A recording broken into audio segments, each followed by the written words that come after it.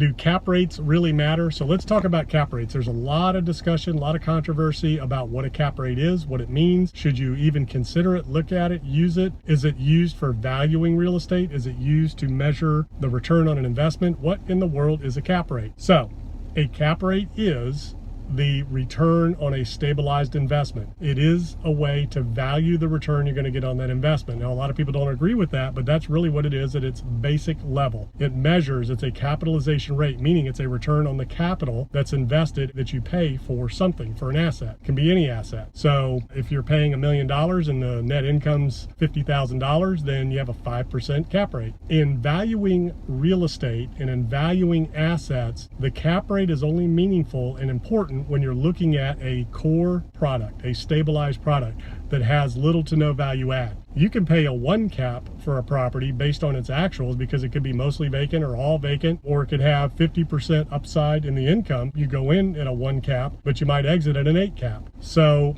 it is a stabilized ratio of the valuation of that income upon stabilization. And you really don't want to look at the cap rate on acquisition. What you need to look at is the income. What's the income? What does the market look like? What's my opportunity? Can I add value through increasing income, through operational efficiencies, adding other revenue centers, increasing rents, whatever it is for whatever kind of product it is? That's really what you want to look at the end of the day. So cap rates are only meaningful on stabilized assets when you're buying predictable, consistent income. You're buying a bond. It's a yield on an investment, kind of like a bond play. Now, a lot of people don't agree with that definition, but at the end of the day, that's the definition. A capitalization rate represents the return on your capital invested, and it is used as a measure to value an asset once it's stabilized, but it's pretty much meaningless on assets that have upside or improvement opportunities. So don't get hung up on cap rates. Look at the asset, look at the deal, look at the market. What's it telling you? And remember, buy the deal, not the market. Make sure that the deal makes sense. Don't go into a deal just because it's in a great market. Make sure the deal makes sense, and don't discount a deal because the market might be questionable.